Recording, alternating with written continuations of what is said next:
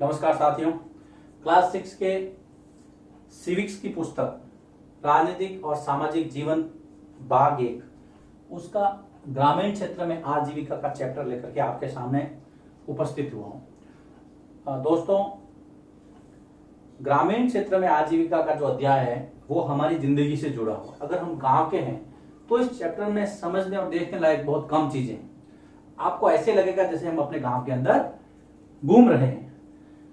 सबसे पहले हम ग्रामीण क्षेत्र शब्द का मतलब निकालते हैं।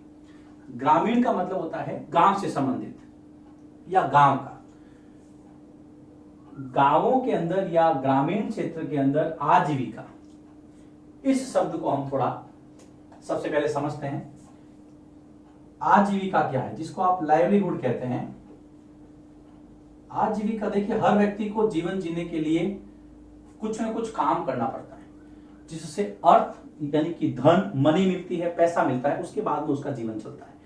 आजीविका वही है, जीवन को जीने या जीवन को चलाने के लिए कुछ न कुछ व्यक्ति काम धंधा करता है। सरल शब्दों में लिखेंगे हम, जीवन को जीने हेतु व्यक्ति कोई न कोई काम या कार्य काम करता है, काम धंधा करता है, जिसे आजीविका का स्रोत या आजीविका कहा जाता है। जैसे अगर आपके पापा के घर पे दुकान है तो वो दुकानदार हैं, तो दुकान के माध्यम से अपनी आजीविका चला रहे हैं। मैं टीचर हूँ, शिक्षक हूँ, शिक्षक मैं पढ़ाता हूँ, पढ़ा करके मुझे जो वेतन मिलता है उससे मेरा जो जीवन है वो चलता है। तो सबसे पहले आपको आजीविका को समझना है। अब आजीविका का मतलब जीवन जीने के लिए आपको जो कार्य करना है, काम धंधा करना है, उसको हम कहेंगे आजीविका। बहुत आसान है, सिंपल सा कंसेप्ट है, कहीं आपको घबराने की आवश्यकता नहीं। अब दोस्तों, हम इस चैप्टर को विधिवत शुरुआत करते हैं। इस चैप्टर के अंदर एक गांव की कहानी दी हुई है, एक गांव का वर्णन है जिसके अंदर कुछ लोग हैं, उनके कार्य धंधे बताए गए, उनकी स्थिति बताई गई है। ऐसा लगेगा जैसे आप खुद के या पड़ोसियों के बारे में चर्चा कर रहे हैं। गांव का नाम है मित्रों कलपट्टू। साउथ इंडिया के अंदर इस तरह से गांवों के नाम होते हैं। दक्षिण भारत में बिल्कुल सही समझ रहे आप, ये तमिलनाडु का एक गांव है। तमिलनाडु आपको चित्र के अंदर प्रदर्शित हो रहा है। भारत का दक्षिणतम राज्य कह दूं यदि मैं तो सही है। कलपट्टू गांव के बारे में हम चर्चा करेंगे। तमिलनाडु में समुद्र तट पर स्थित गांव है। तमिलनाडु का गांव ये समुद्र के किनारे स्थित है, समुद्र तट पर। 6th के बच्चे नोटबुक साथ में जरूर रखें और नोट करते रहे। जो मैं नोट करवाता हूं, ये नोट्स आपके बहुत काम आएंगे। जब एग्जाम की बारी आएगी तो आप यही नोट्स आपको एग्जाम तक अच्छा करवाएंगे। अब गांवों के अंदर लोग, कलपट्टू गांव में लोग क्या क्या काम करते हैं, तो यहां पर मैं एक छोटा सा लिस्ट बनाऊंगा। सीधा सीधा प्रश्न पूछते हैं कि लोगों, कलपट्टू गांव के लोग क्या क्या कार्य करते हैं, अपनी आजीविका के क्या क्या साधन है उनकी। तो देखिए, काम में क्या होता है, सबसे इंपॉर्टेंट होता है खेती। तो सबसे पहले आप लिख सकते हैं यहां पर खेती, कृषि, फार्मिंग, एग्रीकल्चर, जो भी कहें। उसके बाद में कलपट्टू की जो किताब की बात हो, सिलेबस के बाहर नहीं चलेंगे हम। जैसे कि टोकरी बनाना, टोकरी आपने देखी होगी, जिसको छाबड़ी भी कहते हैं कहीं कहीं, तो टोकरियां बनाना बांस की बनती हैं। टोकरियों के बाद में और दूसरे बर्तन बनाना, ईंटें बनाना, बर्तन बनाना। बर्तन कोई भी धातु के हो सकते हैं, लोहे के हो सकते हैं, पीतल के हो सकते हैं, कांसे के हो सकते हैं, बर्तन मिट्टी के भी हो सकते हैं। घड़े बनाना, ईंटें बनाना। गांव में ये भी काम अच्छा चलता है ईंटें बनाने का। मेरे गांव में भी बहुत लोग हैं जो ईंटें बनाते हैं। हम एक सूची बना रहे, प्रश्न सीधा सा आता है, कलपट्टू गांव के लोग क्या क्या काम करते बताइए। उसके बाद जैसे घड़े बनाना, घड़े मिट्टी के बता रहा हूं मैं यहां पे, घड़े बनाना, एक एक आप देखते जाइए। बैलगाड़ी भी बनाते हैं, गांव के अंदर बैलगाड़ियां ज्यादा चलती है। बैलगाड़ी बनाना मैं यहां पर लिख देता हूं, बैलगाड़ी बनाना। इसके अलावा लोगों के कुछ व्यवसाय भी हैं, जैसे गांवों के अंदर छोटे कपड़े धोने की दुकान होती है जिसको आप धोबी कहते हैं, फिर नाई भी बाल काटने के लिए होते हैं, सब जगह होते हैं। आपके और मेरे गांव की बात, कलपट्टू की बात नहीं, हम सबकी जगह। टीचर भी होते हैं, शिक्षक, मेरे जैसे कई पढ़ाने वाले भी होते हैं वहां पे। हॉस्पिटल में, बड़ा हॉस्पिटल नहीं होता लेकिन नर्स जरूर होती है छोटे हॉस्पिटल के लिए। तो शिक्षक, फिर आप आ जाइए नर्स।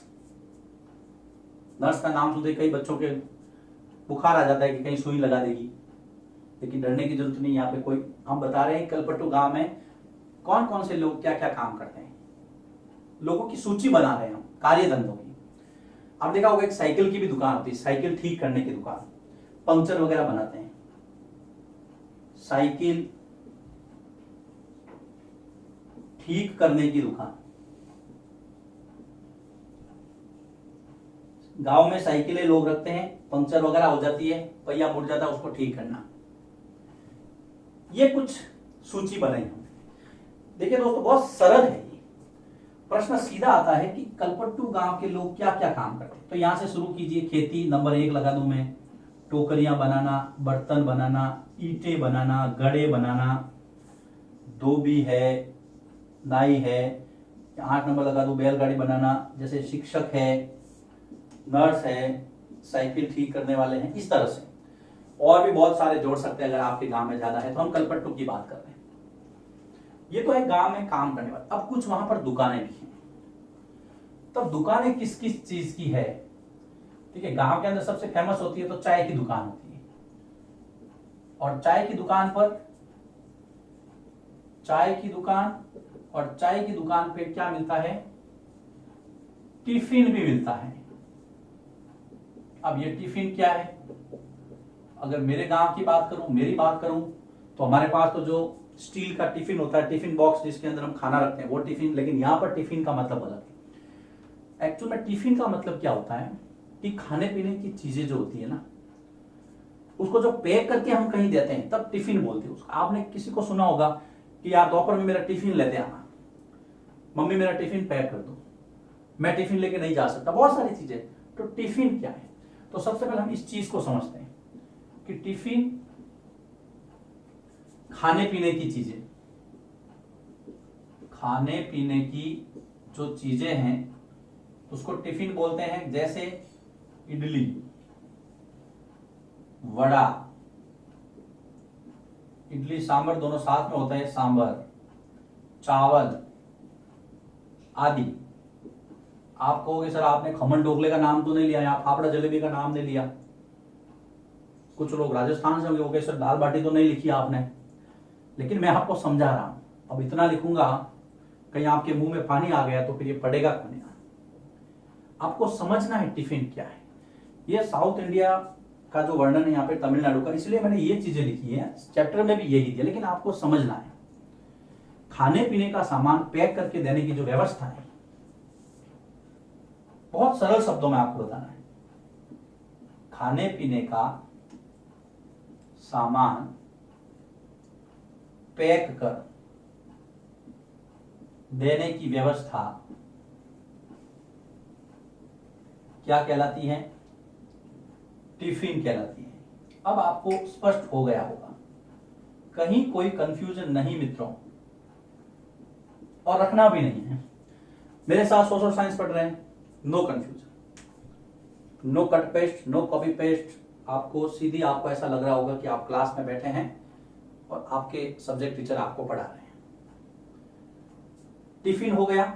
तो देखिए, दो टर्म हमने समझी। एक तो बेटा हमने समझा आजीविका, दूसरा हमने समझा टिफिन। अब दोनों को आपको समझना है, याद रखना है। एग्जाम में सीधा सीधा प्रश्न पूछेंगे तो टिफिन के लिए आपको ये भी लिखना है और इसके साथ में ये लिखे तो और बेस्ट है, पूरा क्लियर हो जाएगा। हम पढ़ रहे थे कि दुकानें कौन कौन सी हैं। दुकानों में सबसे पहले हम चाय की दुकान पे चर्चा की और उसके अंदर टिफिन आ गया तो हमने थोड़ा इसको विस्तृत कर दिया। इसके बाद में जैसे खाने पीने की चीजें, खाने पीने की चीजें, चाय ये तो है ही, सब्जी वाले, कपड़े वाले, हम कलपट्टू की बात कर रहे हैं। कलपट्टू के अंदर चाय की दुकान के साथ सब्जी की दुकानें होती है। गांव के लोग सब्जी वैसे कम खरीदते हैं क्योंकि सबके लगभग खेत होता है, लेकिन फिर भी सब्जी की दुकानें तो होती है, सभी के तो खेत नहीं है और 12 महीने सब्जी आती भी नहीं है खेतों में, तो बाहर से भी लाना पड़ता है। सब्जी की दुकान, कपड़े की दुकानें हैं वहां पर, तो आप यहां लिखेंगे कपड़े की दुकान, कपड़े की दुकान। फिर खाद बीज की भी दुकान है, खेती वाला काम है तो लोग खाद बीज खरीदते हैं, तो खाद बीज खरीदने की भी दुकान है। मेरे गांव में भी है 2 खाद बीज खरीदने की दुकान और कलपट्टू में भी है। आपके गांव में है कि नहीं पता करना है तो अच्छी बात है। अब बोर्ड पूरा भर गया है तो मैं इसको मिटाऊंगा, लेकिन मिटाने से पहले कुछ बता देता हूं। देखो बेटा, शुरुआत हमने आजीविका से की थी। आजीविका मतलब होता है अपने जीवन जीने के लिए कुछ न कुछ कमाना। कलपट्टू गांव में लोग ये काम करते हैं, खेती करते हैं, टोकरियां बनाते हैं, जो भी हैं। 11 नाम मैंने यहाँ लिखे, लिस्ट आउट करना, प्रश्न सीधा आता है। कलपट्टू गांव में लोग क्या क्या काम करते हैं, सूची बनाइए, कहीं घबराना नहीं। कलपट्टू कहाँ स्थित है? तमिलनाडु में। तमिलनाडु दक्षिण भारत में स्थित राज्य है। चित्र में मैंने आपको बताया था जब मैं इसकी चर्चा कर रहा था, तो साइड में चित्र प्रदर्शित हुआ था, डिस्प्ले हुआ था। उसके बाद में आया कि कलपट्टू गांव में कौन कौन सी दुकानें हैं, तो चाय की दुकान पे चर्चा की और टिफिन आ गए। टिफिन में चर्चा करते ही आपके मुंह में पानी आ गया तो मैंने चर्चा रोक दी थी, याद रखना इसको। उसके बाद में सब्जी की दुकान, कपड़े की दुकान, खाद बीज की दुकान, इतना सा आपको याद रखना है। यहां पर ये टॉपिक समाप्त होता है, वीडियो समाप्त नहीं हुआ है, टॉपिक समाप्त। इसको लिखिए आप। अब मैं आगे बढ़ता हूं। अगला टॉपिक है कलपट्टू गांव में खेती या फसलें। क्या क्या फसलें हैं यहां पर, खेती में लोग क्या क्या करते हैं, क्या क्या उगाते हैं। तो यहां की जो मुख्य फसल है वो है चावल, जिसको यहां पर धान कहा गया है, पेड़ी। आपको पता है वैसे भी दक्षिण भारत में चावल का जो प्रोडक्शन है वो बहुत ज्यादा है। हमारे यहाँ नहीं है चावल, लेकिन गुजरात में भी कई इलाके ऐसे जहां बारिश ज्यादा होती है वहां पर चावल उगाए। इसके अलावा पंजाब, पश्चिम बंगाल और दक्षिण भारत तो पूरा है। तो मुख्यतः धान की जो फसल है वो यहाँ की मुख्य फसल है। लोगों के जीवन जीने का मुख्य आधार है चावल यहाँ पे, तो इसको आप ध्यान रखें। मुख्य फसल कौन सी है? चावल है। लोग यहाँ आम और नारियल के बाग भी लगाते हैं। देखिए मैं जितना सिलेबस में उतना ही बता रहा हूं, आपको याद रखना है। धान की फसल, आम और नारियल के बाग हैं। इसके अलावा यहां पर कपास, गन्ना और केला भी उगाया जाता है। कपास, गन्ना और केले की फसल, यह है कलपट्टू गांव की खेती। सबसे इंपॉर्टेंट चावल, नारियल के बाग, कपास, गन्ना, केला, इस तरह से। अब हम कलपट्टू गांव के अंदर घूमते हैं। मैं आपको शेयर कर रहा हूं, मेरे साथ साथ आ जाइए। हम यहां पर 3 लोगों से मिलेंगे, 4 लोगों से मिलेंगे। 2 पति पत्नी है तो उनको मैंने एक के अंदर रख दिया, हालांकि 4 लोग, हाँ 4 लोग समझ लीजिए आप। सबसे पहले हम मिलते हैं तुलसी से। और बीच में यदि कोई और मिल जाए तो मिलने के लिए मना मत कर देना कि हम तो नहीं मिलेंगे, सर ने तो कहा 4 लोगों से ही मिलना है। ठीक है बेटा, चले चलिए। सबसे पहले हम बात करते हैं तुलसी की।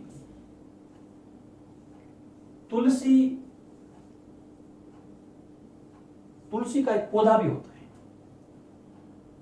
बहुत काम का होता है। आंगन में छोटा पौधा होता है, लेकिन उसका आयुर्वेदिक जो गुण है वो बहुत ज्यादा है। लेकिन फिलहाल कलपट्टू गांव की एक महिला है तुलसी, हम उससे बात करते हैं। तुलसी एक खेतियर मजदूर है। तुलसी एक खेतीहर मजदूर है। अब आप कहोगे सर ये खेतीहर मजदूर क्या है, तो इसको भी समझ लेते हैं हम। खेतीहर मजदूर वो होता है खेत में काम करने वाले मजदूर, उसको हम कहते हैं खेतीहर मजदूर। तुलसी खेत में काम करती है। कहां काम करती है, कितना काम करती है, कितने घंटे काम करती है, इन सब बातों पे इससे पूछेंगे हम, ये जवाब देगी और मैं यहां पे लिखूंगा। तुलसी रामलिंगम के खेत पे काम करती है, ये बात आपको ध्यान रखना है। इस रामलिंगम के बारे में भी हम आगे पढ़ेंगे। रामलिंगम के, आप खेतीहर मजदूर है, खेत पे काम करती है। किसके खेत पे काम करती है? रामलिंगम। समय क्या है? सवेरे 8:30 से शाम को 4:30। सुबह 8:30 से शाम को 4:30 बजे तक वो काम करती है। लगभग 8 घंटे का काम हो गया उसका। बहुत थकान होती है। पैसा कितना मिलता है? मजदूरी उसको मिलती है 40 रुपए प्रतिदिन। रेट बहुत कम है। मजदूरी 40 रुपए प्रतिदिन, बहुत कम रेट है। अब वो इतनी कम रेट में भी काम क्यों करती है, इसका जवाब मैं आपको देता हूं। अभी प्रश्न आएगा, तुलसी बहुत कम मजदूरी पे काम क्यों करती है? यहां मैं उसका उत्तर देता हूं कि तुलसी कम रेट पर काम करती है। रेट का मतलब यहां पे मजदूरी से लेना, काम करती है क्योंकि वह जानती है, क्योंकि वह जानती है कि जरूरत पड़ने पर, जरूरत पड़ने पर रामलिंगम उसे ही मजदूरी के लिए बुलाएगा, उसे ही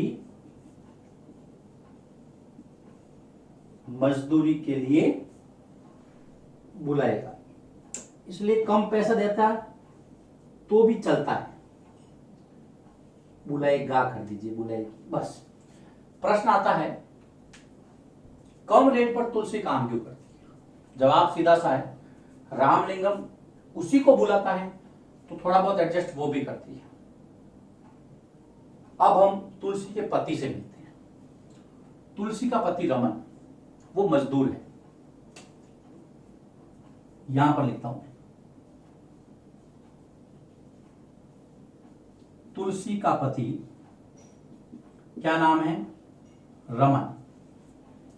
रमन मजदूरी का काम करता है, छोटा मोटा काम कर लेता है।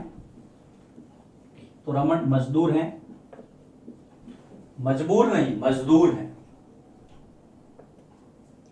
तुलसी भी खेतीहर मजदूर है, ये भी मजदूर है, छोटा मोटा काम। अब इसका काम क्या होता है?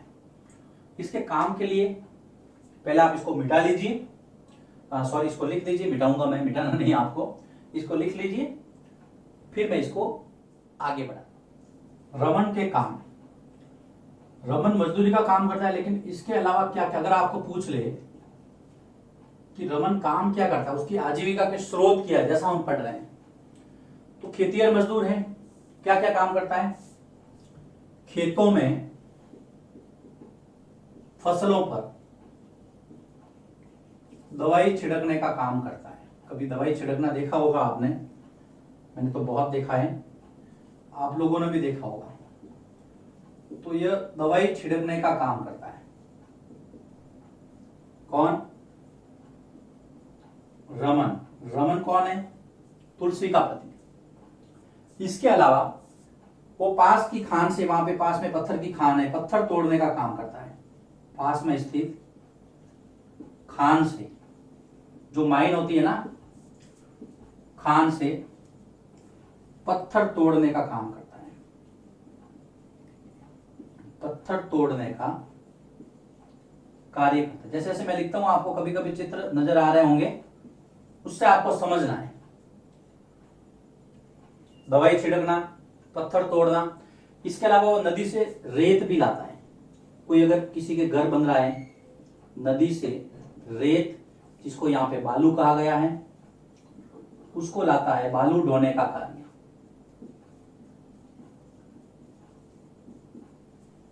रमन के काम, और रमन क्या करता है, घर में जब वो तुलसी का हाथ बटाता है, रमन घर में सामान लाने, सामान और जो सब्जी वगैरह लाते हैं, साग सब्जी लाने का काम भी करता है, तुलसी का हाथ बटाता है। छोटी छोटी बातें, आपके पापा भी कभी बाजार गए होंगे और सब्जी लाते, मैं भी लाता हूं, छोटे छोटे काम है। दिक्कत कहां होती है दोस्तों? दिक्कत होती है जब एग्जाम में आता लिखना होता है, तब हम कंफ्यूज हो जाते हैं। लेकिन जब आपके पास नोट्स होंगे, प्रैक्टिस की होगी आपने, कहीं कोई दिक्कत नहीं होगी। तो ये रमन का काम हो गया। क्या क्या हुआ? फसलों पर दवाई छिड़कना, खान से पत्थर तोड़ना, और नदी से रेत या बालू ढोना। सिंपल सा है, कोई दिक्कत नहीं। अब तुलसी की थोड़ी और बातें बताते हैं। तुलसी के 2 बेटियां हैं। तुलसी के कितनी बेटियां हैं? 2 बेटियां हैं। तो आपको यह भी ध्यान रखना है, 2 बेटियां, पुत्रियां हैं।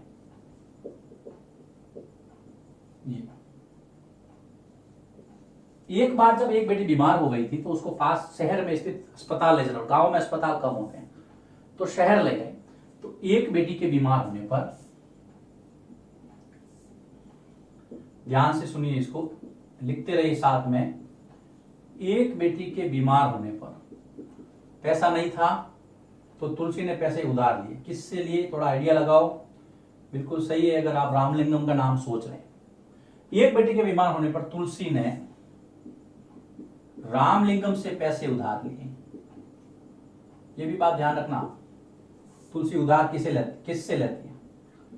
रामलिंगम से पैसे उधार लिए, लेकिन समय पे उधार नहीं चुका पाई, ऐसी स्थिति उसको लग रही थी। तो उधार चुकाने के लिए तुलसी ने अपनी एक गाय बेची।